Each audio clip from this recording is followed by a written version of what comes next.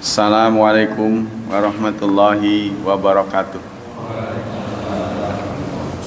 Innal hamdalillah nahmaduhu wa nasta'inuhu wa nastaghfiruh wa na'udzu billahi min syururi anfusina wa min sayyiati a'malina.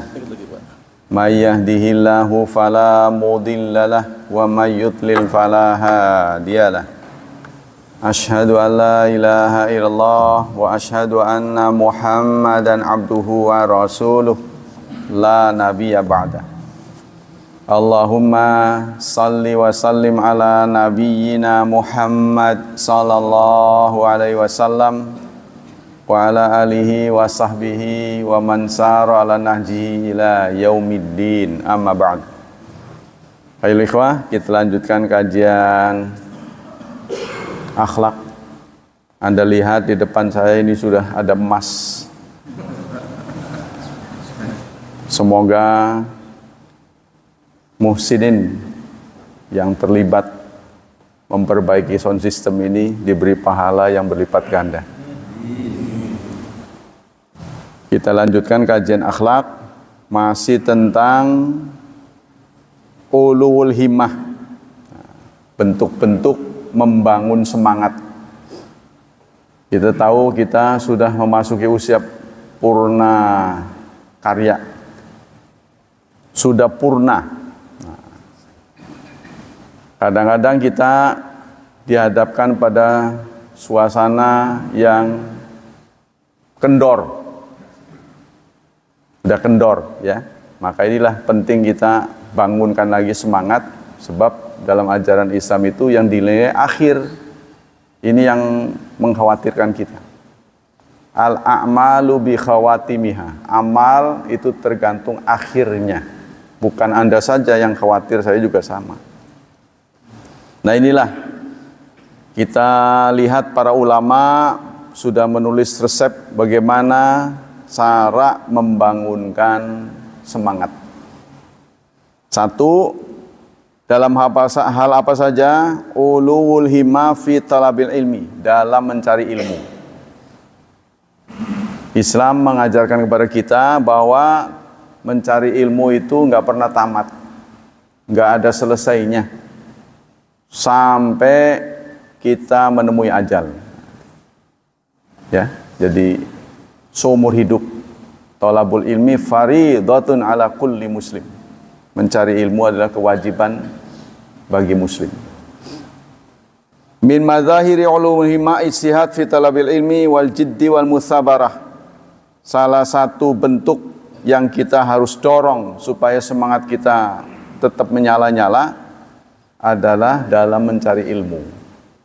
Maka saya pernah sampaikan 5 hal kalau masih ada pada Anda, berbahagialah. 1, hifdzuddin, semangat beragamanya masih tinggi. Ya. Kalau dulu kejar-kejaran mobil jemputan, sekarang kejar-kejaran sholat berjemaah. Masih tinggi semangatnya. Jangan loyo. Yang kedua, hifdzul aqli, menjaga akal. Semangat belajarnya masih menyala-nyala. Itu ditandai dengan rajin baca mushaf, baca buku-buku agama, dan apa saja yang bisa dibaca. Tapi ya memang di Indonesia ini kita rada kurang bahagia, karena objek bacaan itu didapatnya rata-rata dapat beli gitu. Ingin rasanya kita punya perpustakaan yang gratis, di sini ada sudah.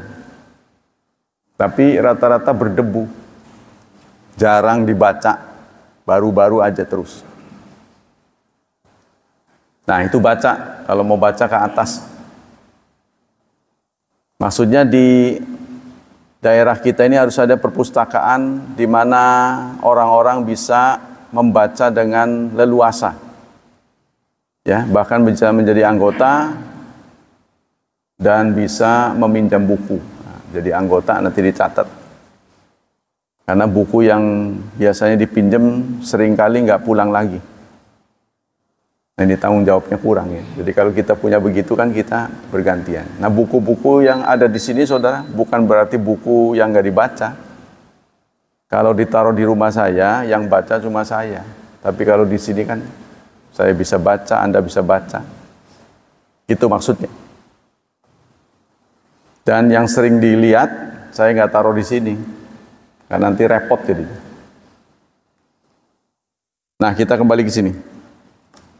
Kita harus jid wal musabarah, getol, tekun, ulet fi tahsilihi wa inna min a'zami ma yu'inu ala uluhi ma fi talabil ilmi wa tala'atu ma a'adallahu azza wa jal li talibil ilmi wal ulama. Nah, supaya kita semangat, apa sih promosi yang Allah berikan, janji yang Allah berikan kepada pencari ilmu? Nah, pertama surat 3 ayat 18. Ya. Allah mencantumkan orang yang berilmu itu sebagai saksi. Contohnya ini, syahidallahu annahu la ilaha illa huwa wal malaikatu wa ulul ilmi. Allah bersaksi bahwa sesungguhnya tidak ada Tuhan kecuali Dia. Begitu juga malaikat-malaikat dan ulul ilmi, orang yang punya ilmu. Orang yang sudah punya ilmu menghadapi berbagai kejadian, dia sudah tahu yang benar yang salah. Ya, contohnya ada dinamika dalam negara kita. Kita pasti udah tahu, bisa menilai mana yang benar, mana yang salah. Oh, gini kok begini sih keputusannya. Pasti ada kompas dalam hati kita. Kalau kita ngerti, jangan memihak. Oh, kok ini kok begini sih? Nah, setidaknya begitu. Tapi kita harus cukup wawasannya ya. Wa qasri khasyatilahu allati hiya sawul fauzu. Begitu juga dalam surat Fatir. Nah, sering saya menyebut surat ini justru untuk memancing saudara ingat Fatir surat sekian. Nah, itu kalau rajin begitu nanti insya Allah terhindar dari pikun. Katanya itu ada saran-saran, kita kan menghadapi usia pikun. Ya, kadang-kadang naruh benda di mana nggak inget lagi, kemana ini? Dirinya sendiri yang lupa, orang lain disalahin. Biasanya jadi korban istri kita, nih maki-maki, nggak taunya kita yang salah naruh. Ya, makanya jangan marah dulu. Jadi kalau udah marah dulu kan malu. Melihat, nah ini kalau Anda sudah begitu, udah sering lupa, berarti sudah memasuki usia memorinya berkurang.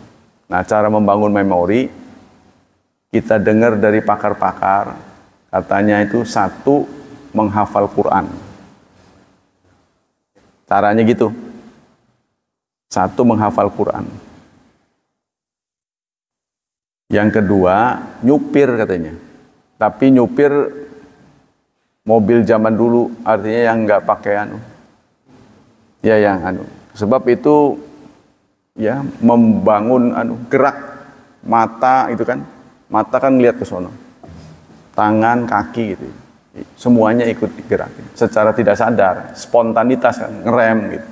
Kalau yang otomatis kan kurang. Katanya begitu. Jadi cara menghindari ya melambatkan gitu, ya, melambatkan kepikunan. Kalau dari versi agama, menghafal. Paling tidak kalau nggak menghafal ayat, hafal suratnya. Sebut surat, oh nomor sekian. Ya nggak apa-apa, salah-salah nggak apa-apa, nggak dinilai ini sih. Nggak usah malu. Surat apa? Fatir, surat 35. Ya. Ayat 28. Di sana Allah mengatakan innama yakhsyallaha min ibadihil ulama. Sungguh hanyalah yang takut kepada Allah dari hamba-hambanya adalah ulama. Jadi kalau ada kata hanya sanya, kan suka begitu kan? Hanya sanya itu maknanya khusus. Ya, kalau dijabarkan tuh begini. Sungguh yang takut kepada Allah hanya gitu. Jadi tersimpan kata hanya. Tapi karena susah, itu dalam bahasa Arab, maka itu hanya sanya. Maksudnya yang takut kepada, sungguh yang takut kepada hanya ulama. Sebab ulama itu orang yang ilmunya cukup. Dia tahu mana yang salah, mana yang benar. Ya seperti kita lah dalam dinamika politik kita. Kok ada keputusan ekornya kali udah lempeng 1, 2, 3, begitu mau final kok begini? Nah, pasti kita tahu. Oh ini semua orang tahu. Semua orang tahu. Pakar-pakar tahu. Ini menyimpang. Bukan kita aja, bukan kita buruk sangka. Kan saya juga dengar dari pakar-pakar. Apa mereka nggak ngerti itu salah? Ngerti. Bahkan hakimnya juga bersumpah saat di lantik pertama, saya hanya takut kepada Allah. Tapi buktinya, saya nggak bisa bayangkan bagaimana nanti tanggung jawab di akhirat. Wah berat sekali. Kalau sampai ini berkelanjutan ya. Tapi kalau orang yang nggak ngerti, orang yang ngerti itu tidak akan maju. Contohnya, saya diikat oleh undang-undang nggak boleh. Kecuali gini, sehingga membolehkan saya maju. Saya maju, saya masuk jebakan. Ya itu. Nanti di akhiratnya berat. Karena pasti orang ngegendeng, ngedumel. Nanti akan begitu jabatan putus akan terjun bebas. Nyungsep. Itu yang dikhawatirkan. Nah, kita kembali sini. Wa akhbara ibadahu anna yarfa'u ummatu darajat. Dan begitu juga Allah mempromosikan tadi itu, sesungguhnya yang takut kepada Allah itu ulama. Itulah sebabnya kenapa saya tidak pernah menolak kalau orang minta saya datang.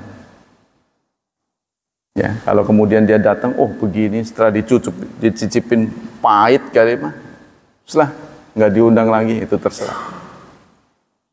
Tapi kalau diundang, sepanjang saya bisa datang, nggak ada halangan, saya datang. Terutama untuk dakwah ya. Karena kita kan nggak bisa pilih-pilih orang. Dan kita tidak bisa menggadaikan integritas. Saya berpendapat begini, saya tahu orang itu berpendapat begitu, saya pura-pura mendukung dia. Nggak bisa. Saya sambang ini yang benar. Kita kembali. Dalam surat Mujadilah ya. Ini surat ke-58 ayat 11. Allah menyatakan, yarfa'illahu alladhina amanu minkum. Allah meninggikan orang yang beriman di antara kalian. Walladzina utul ilma, dan orang-orang yang diberi ilmu, darajat, beberapa derajat. Nah, kita kembali sini. Jadi Allah mengangkat orang yang berilmu, ya, orang di antara kalian menjadi muslim, itu sudah naik level. Sebab kita bukan manusia biasa. Tapi setelah kita muslim punya ilmu, naik lagi derajatnya, ya. Darajat Allah mengangkat orang yang beriman dan mempunyai ilmu beberapa derajat. Jadi orang punya ilmu itu nggak ada matinya. Kita bisa ngajarin orang. Sebenarnya tempat untuk ngajar ini daerah kita banyak sekali. Dulu saya sangat bahagia di Bojonegara itu ada kiai yang kenal dengan saya, namanya Ustadz Zararah. Ya. Beliau sudah wafat, Allahumma yarham. Begitu juga wa akhbarana Rasulullah SAW. Rasulullah juga mengkabarkan bahwa ulama itu warasatul anbiya. Jadi ilmu nanti akan dihilangkan oleh Allah. Penghilangan ilmu, pemusnahan ilmu ini dengan cara ya ulama-ulamanya wafat, tidak ada penggantinya. Jadi tersisalah buku-buku, nggak ada yang baca.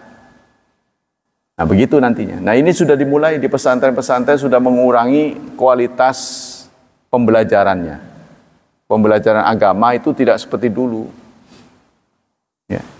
Kurang, jamnya dikurangi, kualitasnya dikurangi. Ya. Kita kembali sini. Jadi ulama sudah merumuskan jihad untuk kita ini sekarang angkat pena, belajar. Tuh kan? Tapi semangat kita kendor begitu ditentukan belajar, karena nggak ada ghanimah kali ya. Nggak ada. Kalau perang kan ada ghanimah. Jadi kurang semangat.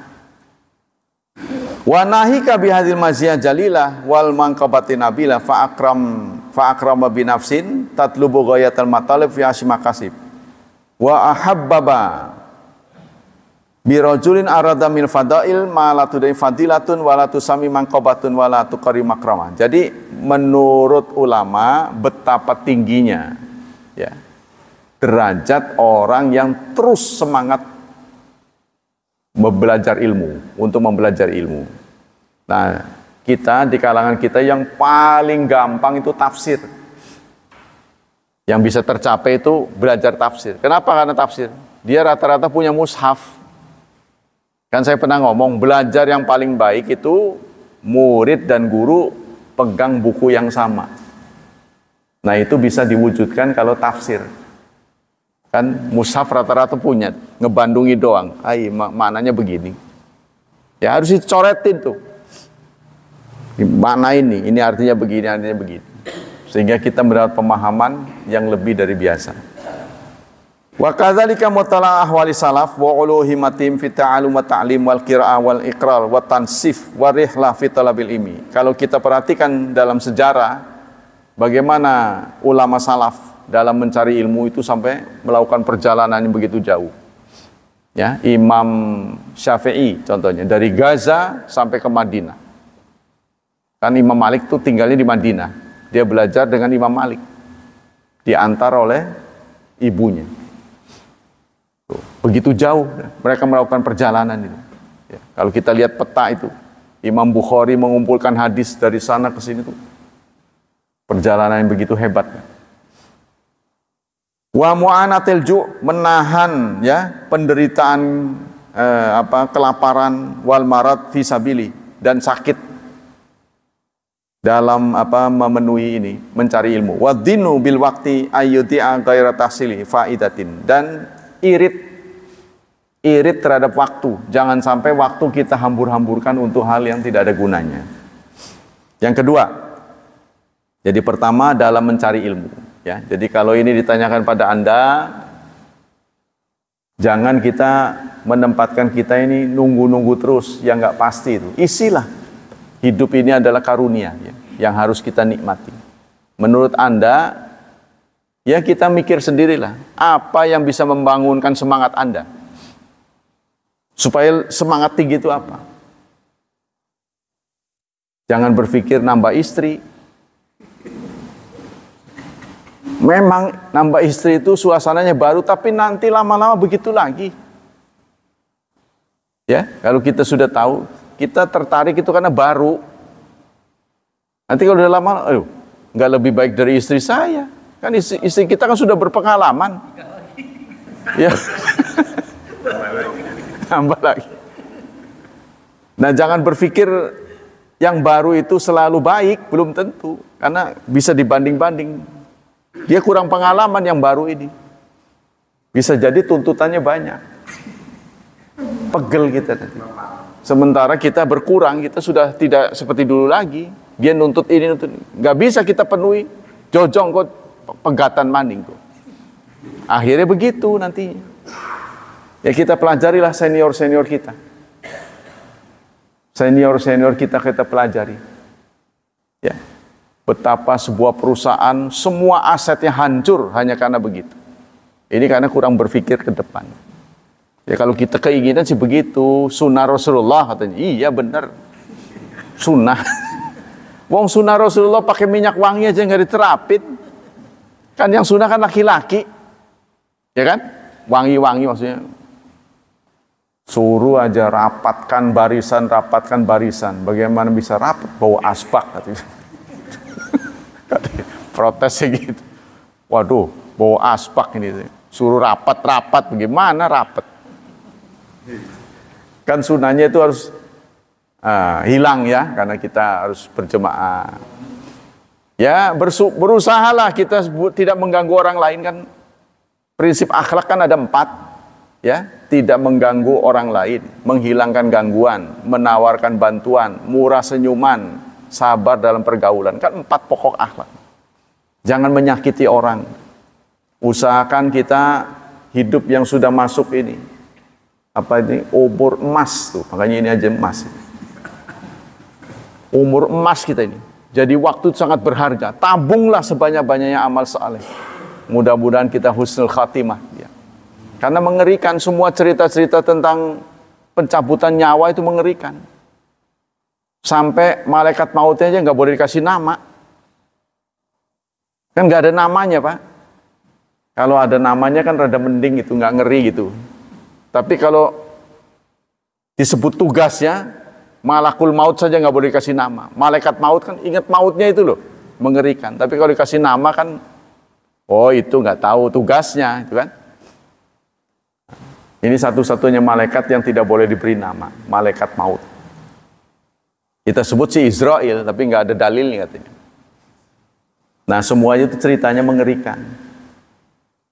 Jadi bukan pencabutan nyawa yang nyaman, tapi dialihkan. Maksudnya fokusnya dialihkan gitu, diperlihatkan suasana surga tuh. Tapi intinya waktu nyabut itu sakit, cuman karena dialihkan, ya seperti kita mau divaksin tuh. Mau divaksin, ada orang sudah nongkrong di situ. Orang ini udah nongkrong, saya datang belakangan. Saya langsung masuk ke kamar ini, suntik. Mang, engkau dikit. Ay, mama gale dikit. Wedi kita nih. Dari tadi nunggu, menurut saya justru nunggu lama itu semakin takut. Ya kan? Kok dia malah ngeliatin orang dulu gitu kan?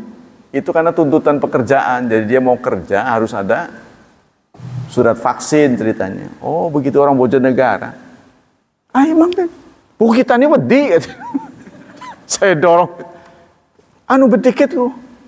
Justru menyaksikan orang tuh takut malah menurut saya itu. Menunggu-nunggu, tambah takutnya tambah banyak. Nah kita kembali sini. Jadi intinya pencabutan nyawa itu tidak ada berita-berita yang menyenangkan. Sampai Nabi Musa aja buktinya sampai marah tuh. Ditonjok. Kalau senang kan, saya kita pasti begitu. Yo, kan begitu. Kan begitu kan? Nabi aja sampai begitu. Gimana dengan Nabi Muhammad, Nabi kita sallallahu alaihi wasallam? Ada tamu. Jadi kalau nyambut nyawa Nabi itu ada mukodimahnya. Ada bahasa balik. Kalau kita nggak ada. Dia datang. Siapa itu Fatimah? Saya lupa Fatimah, Pak Aisyah yang tegur. Ada tamu. Nggak tahu ini, kalau salah Fatimah. Ayah saya nggak tahu karena sakit kan. Jadi anaknya nengok. Nggak tahu nih, tapi tumben nih tamu ini datang kok bulu roma saya berdiri. Gitu. Ngegeder gitu. Ya itu Fatimah, itulah makhluk yang bikin wanita menjadi janda, anak menjadi yatim. Tapi Rasulullah nggak mengatakan malaikat maut itu kan takutnya. Jadi pakai basa-basi, itu makhluk itu yang bikin anak menjadi yatim, perempuan menjadi janda, itu makhluk. Yang tadinya punya menjadi nggak punya itu. Suruh masuk dia. Nah itu suruh masuk. Aisyah sudah tahu ketika Rasulullah sudah ada itu. Lalu Rasulullah mengatakan bar rafiqul a'la. Aku memilih Rafiqul A'la.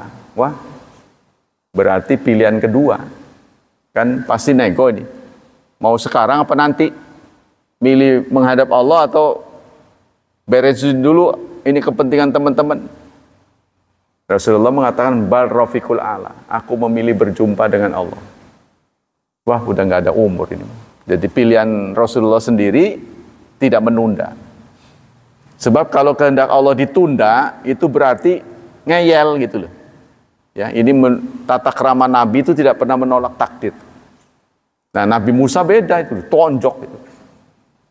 Sampai matanya keluar, lapor, ya Allah, Engkau mengutus aku kepada orang yang belum siap ini.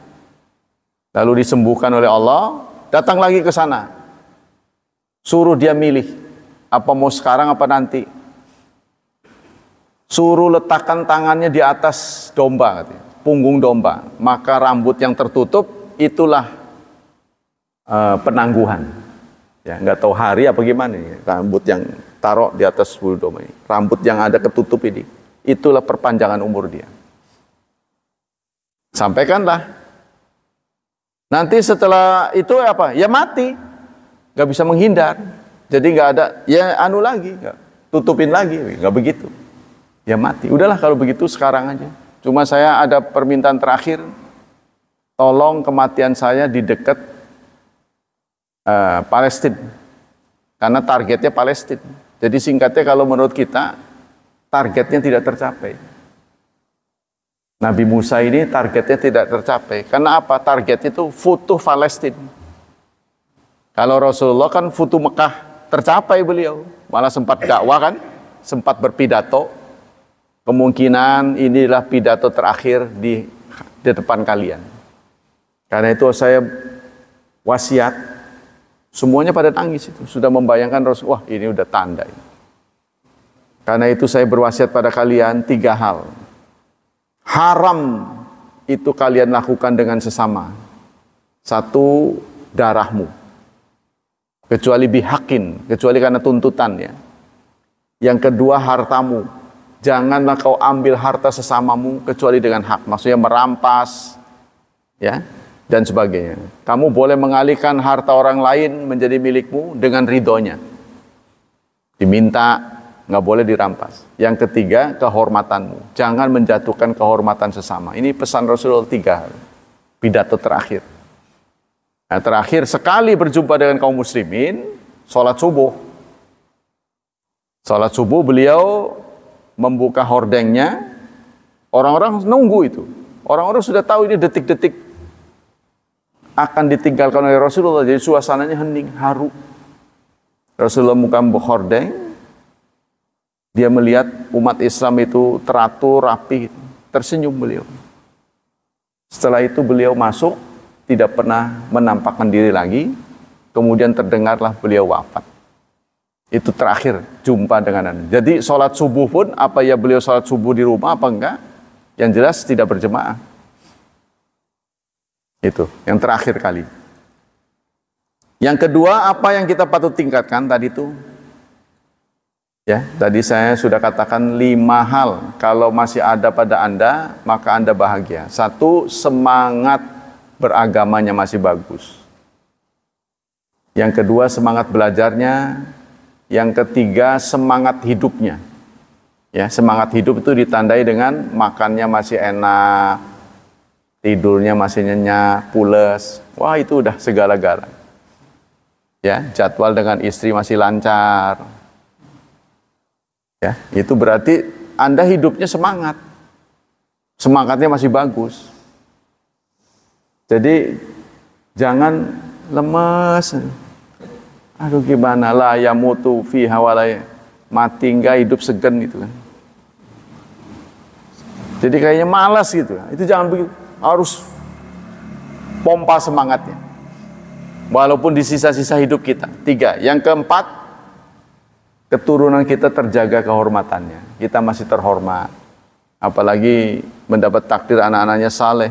Wah itu udah sangat membanggakan. Yang kelima, sehat keuangannya. Ya kan? Biar semangat tinggi, kantongnya kurang. Ya sedih. Sedih. Ya kan?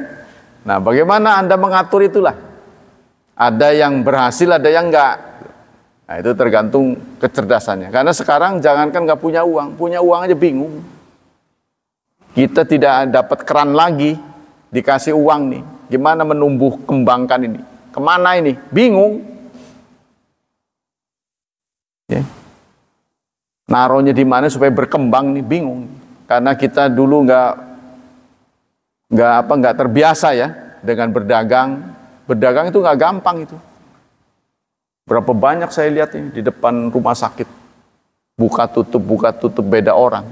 Wah berarti bangkrut ya. Nggak gampang itu. Karena sudah saya mengalami dagang. Apalagi bulan Ramadan. Nyiksa bener itu. Ramadan kita tetap makan, cuma beda waktu aja kan. Udah gitu sepi, karena orang-orang banyak makanan di rumah. Itu berarti warung kita udah sepi aja kalau makanan. Yang ketiga, karyawan kita nuntut THR. 3 itu.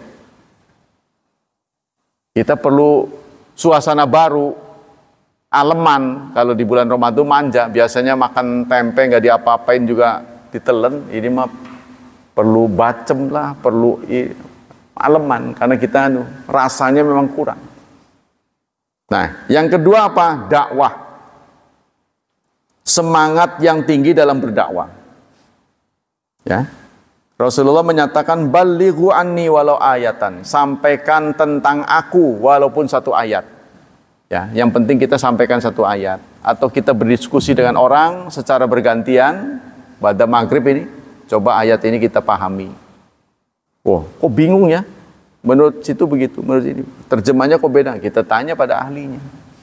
Ya, dengan kita membiasakan begitu saja. Satu ayat penting. Ada seorang syekh ya, yang menulis buku 50 penggalan ayat-ayat yang bisa menginspirasi kita. 50 ayat. Jadi dia belajar. Ayatnya potongan-potongan ayat. Contohnya surat Al-Insyirah. Fa'idha faragta fansab. Kalau udah selesai, buat jadwal baru. Nah, itu kan wa ila rabbika farghab. Jangan lupa ingat Allah. Jadi kalau kita sudah jadwal selesai, jangan merasa menganggap istirahat. Ayo buat jadwal baru apa lagi. Jangan sampai kita biarkan kita nganggur itu. Terus apa-apa. Nah, dalam berdakwah ini wada'iyatu ila Allah Subhanahu wa taala himmatun hidayatun nas wa da'watum ilal haq fa yaqumu bi badli nafsi fi sabilid da'wah. La tubadzil nafsaka illa fima huwa a'la minha. Jangan Anda buang-buang waktu Anda kecuali untuk yang bermanfaat. Itu yang kedua ya. Kabail yaquti wa bil hasa. Nah. Kemudian yang ketiga, ulul himma fil jihad fi sabilillah. Tingginya semangat dalam berjihad di jalan Allah. Nah, ini nggak bisa kita jalankan setiap waktu. Karena itu ulama sudah menyatakan dalam posisi normal, dalam kondisi normal, jihad itu adalah belajar. Kita harus pompakan semangat belajar. Ya, belajarnya lebih semangat lagi. Min madhari ulul hima il indifaila jihad. Nah, min khairi ma'asyin, ini kita tidak boleh tutup keran ini. Karena Islam itu kan dipelajari oleh semua. Kalau ini disampaikan pada prajurit, mereka akan bangga. Jadi Anda menjadi prajurit ya. Di Indonesia ini terutama menjaga perbatasan itu punya nilai yang sangat luar biasa. Karena perbatasan kan serba nggak ada kan, jauh dari mall. Kadang-kadang perbatasan kita dengan negara yang maju itu sangat menyedihkan, Pak. Di sana jalanannya aspal, kita masih tanah liat. Tentara kita jaga di situ demi keamanan negara kita. Kan pasti fasilitas bahasa ngopi, bahasa apa itu kurang gitu loh. Ya kan, namanya nungguin orang yang nggak pasti, musuh nggak ada, dijaga terus kan kesel itu. Emang nggak kesel? Ya kan? Terus fasilitas untuk menghidupi kita jaga itu, buat melek itu nggak ada pula, itu kan sedih. Jauh dari keluarga. Saya nggak bisa membayangkan, kesel. Kalau Anda diberi waktu panjang, nggak tahu harus berbuat apa. Kayak orang pengangguran gitu loh. Ya contohnya itu. Orang di Kopassus berdiri tegak begitu. Apa ya yang ditunggu ya? Kalau saya ini kayaknya pegel. Waduh, mending baca buku lah gitu kan. Baca bukunya kadang bosen. Kalau bosen narok. Ya, kita pergi dulu kan, kita nih berapa jam itu harus berdiri kan. Nggak boleh duduk, terus ini akan kena nanti. Akan kena ginjalnya kalau terlama duduk. Harus kerasa itu. Air minum itu harus banyak. Tandanya mudah saja. Kalau kita kencing di toilet, bukan karena habis tidur ya, bukan karena bangun tidur. Warnanya kuning, berarti kita kurang air. Mudah saja ngeceknya. Jadi kita biasakan begitu. Memang sih akibat minum banyak kencing, itu jauh lebih baik daripada gagal ginjal. Ya saya sudah alami traveling dengan anak-anak. Dari sini ke Bali, kan kita mau kencing nggak bisa kencing tuh. Kalau belum berjemaah kan, kalau mampir baru. Nah ini yang membuat nggak santai. Saya diajak lagi mau karena udah, yuk kita patungan ziarah Wali Songo. Ya buat apa itu? Ada diajak begitu rame-rame. Pugu saya gratis aja nggak mau, apalagi bayar. Karena umur kita sudah berbeda. Kalau anak muda kan duduk lama juga nggak ada masalah. Kita sudah bermasalah. Kita harus jaga gitu. Jadi itu deteksi yang paling murah. Ya, kalau kita buang air, kita perhatikan kencing kita itu bukan bangun tidur ya, bukan. Tapi kalau bangun tidur memang kuning. Dalam ini biasa. Kemudian kuning itu berarti kita kurang air. Kurang air minum. Nah, usahakan itu. Memang akibatnya itu tadi sering kencing. Ya nggak apa-apa. Itu jauh lebih baik daripada ginjalnya bermasalah. Karena kan kita tahu mixer tuh. Kita mau ngegiling, giling cabai atau giling apa, kurang air, kan macet tuh. Harus kasih air kan? Nah itu tubuh kita juga begitu.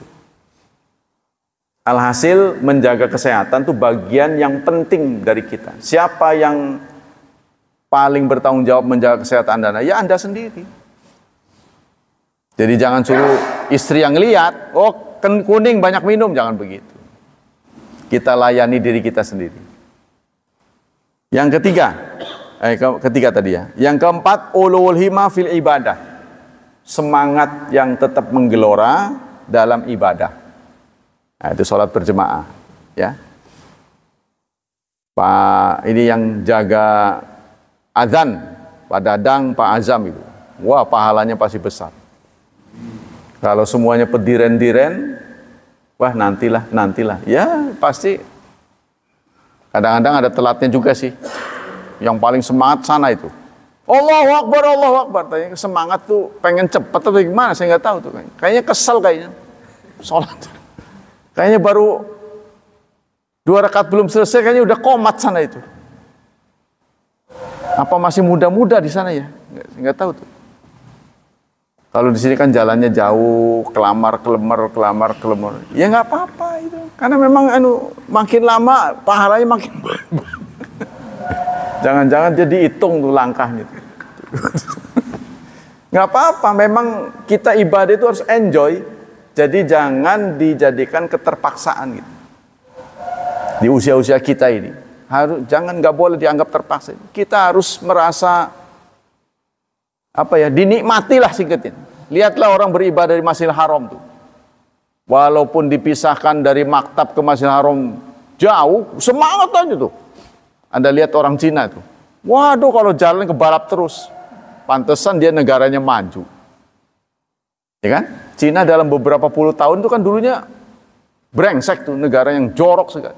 Sekarang kita kebalap. Saya ingat waktu Pak B.J. Habibie jadi menteri, Ristek, dia berkunjung ke sana. Cina tertinggal 25 tahun. Waktu itu dia ngomong begitu. Kita sudah bisa buat pesawat, dia belum. Ini di tahun-tahun kita, di umur kita. Tapi sekarang lihat, Amerika aja keder. Contohnya TikTok. Yang masuk ke Indonesia belum lama, udah kewalahan. Padahal itu swasta, itu recehan.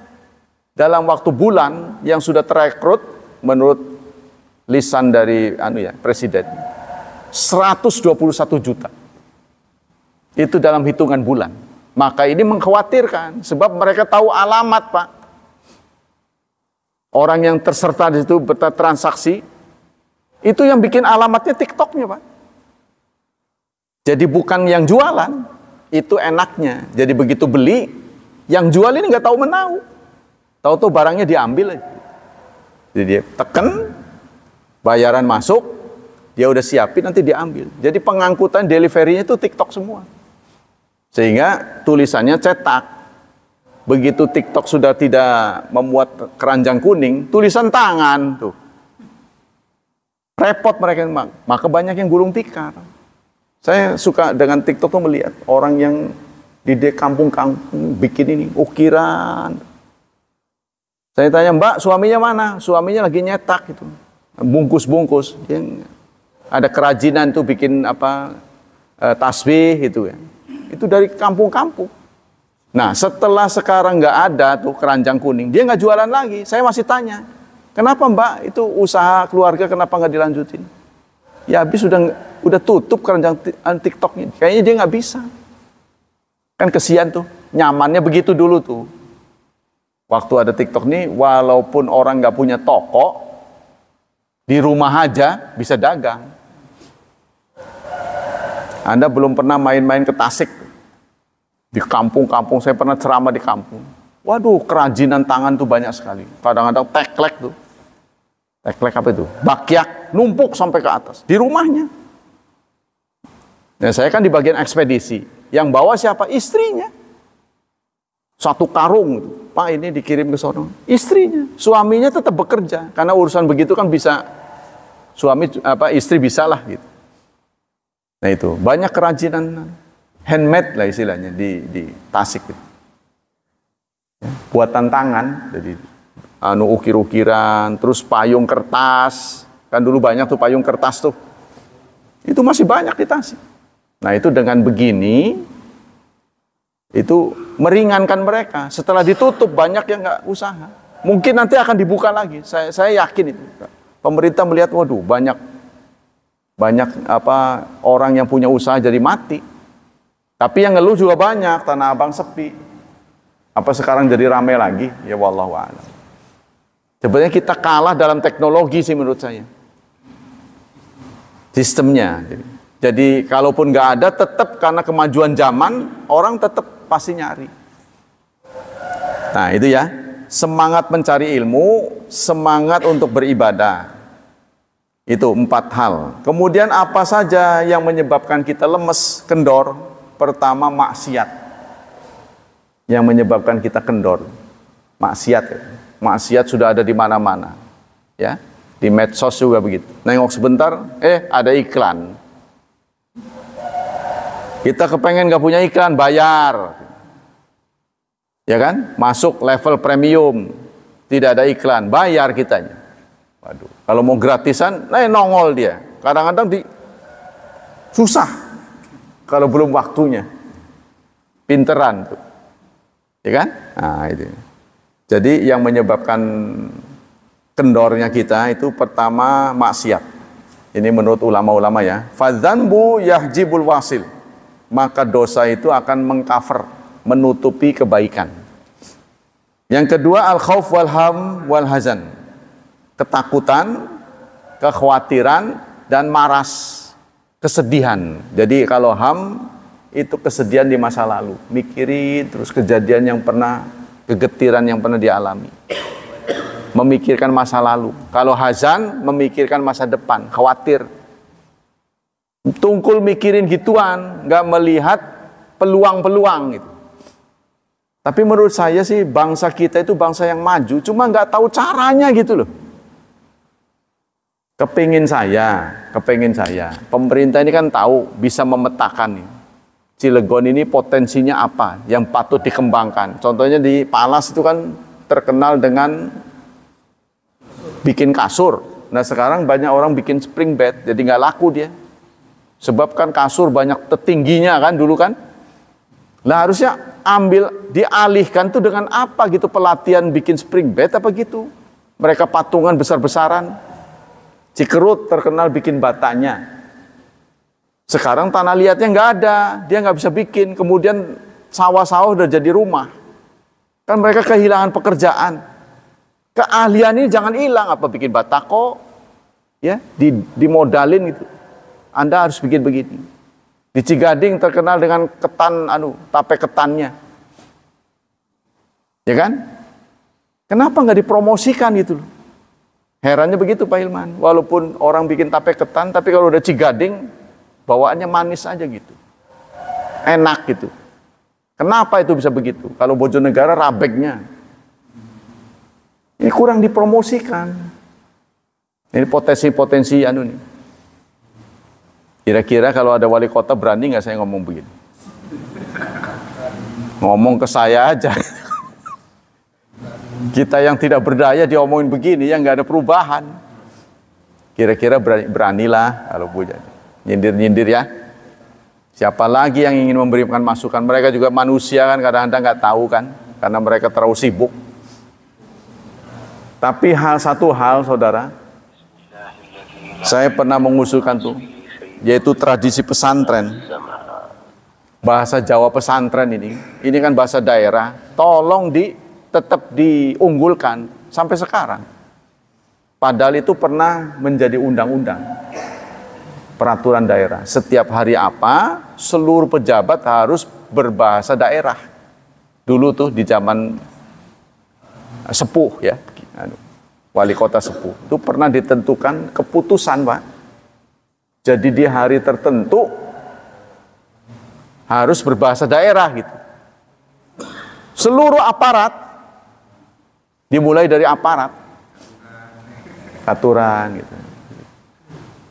Ya kalau di Alinaya mau udah begitu, kita ngobrol begitu. Makanya saya tetap menjaga komunitas ini. Kalau di sini kan nggak mungkin. Nah, di Alinaya biasa ngomong begitu. Anu sing pudi biasa ngomong bahasa Jawa. Nah, sehingga kan orang melestarikan bahasa itu dengar sama lihat kan, dengar dan menuturkan. Kalau kita jarang dengar nanti kaku jadinya. Nah, demikianlah hadirin. Untuk kajian pagi ini, habis waktunya. Ada yang bertanya sebelum kita tutup? Nah, setidaknya saya sarankan kepada kita semua, coba renungkanlah, tulislah kalau perlu, apa yang bisa membangun semangat Anda. Kalau sekarang Anda kendor ya. Tapi jangan itu istri baru, jangan. Itu indah sementara. Kecuali Anda orang yang kuat gitu. Lain lagi, saya sarankan. Tapi kalau nggak kuat, jangan. Nanti saya ke bawah-bawah. Siapa gurunya ini? Ke bawah-bawah saya. Nah, cobalah renungkan apa yang bisa membangun semangat Anda. Jadi jangan kita biarkan umur kita ini sebagai menunggu terus, menunggu gitu. Jangan. Nah, kita harus isi dengan yang bermanfaat. Ya, menurut Anda sendiri apa? Apa yang Anda bisa, pasti jawabannya beda-beda. Demikianlah kajian pagi ini. Semoga Allah memberikan pahala yang berlipat ganda untuk kita. Allah tetap menyelamatkan dan melindungi kita dari wabah dan fitnah, dari syubhat dan syahwat. Dan khusus kepada anak keturunan kita, kita doakan semoga masa depan mereka lebih baik, lebih saleh daripada kita, hidupnya lebih mudah daripada kita. Subhanakallah wa bihamdik asyhadu an la ilaha illa anta astaghfiruka wa atubu ilaik. Wassalamualaikum warahmatullahi wabarakatuh.